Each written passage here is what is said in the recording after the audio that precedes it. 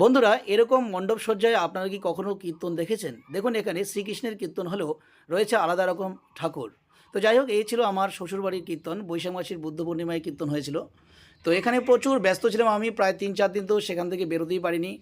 খাওয়া দাওয়ার জোগাড় করা থেকে শুরু করে শাকসবজি কেনা, পুজো পাঠ করা, সমস্ত কিছুই আমার দায়িত্ব ছিল। তো কীর্তন শুরু হওয়া থেকে প্রচুর কাজ। একদিকে খাওয়া দাওয়ার প্রচুর ভিড়, সেটাও সামলাতে হচ্ছে। আবার অন্যদিকে কিন্তু কীর্তন চলছে, অষ্টপ্রহর কীর্তন, প্রায় ২৪ ঘন্টা কীর্তন, ঠিক আছে? তো আমার মেয়ে, বউ, সবাই কিন্তু কীর্তনেই ব্যস্ত। আর আমি একাই শুধু কাজে ব্যস্ত, ঠিক আছে? আর এই একটু আগে যে উঠে গেল সে আমার অর্থাৎ বউয়ের দিদি হয়, আমারও দিদি। আর এদিকে চলছে সন্ধ্যা আরতি। হ্যাঁ, সন্ধ্যায় ঠাকুরকে পুজো পাঠ দেওয়া হলো। অন্যদিকে দেখুন খাবারের ঘরে কত ভিড়, প্রচুর লোকজন এসেছে এবার, গতবারের থেকে প্রচুর লোক এসেছে।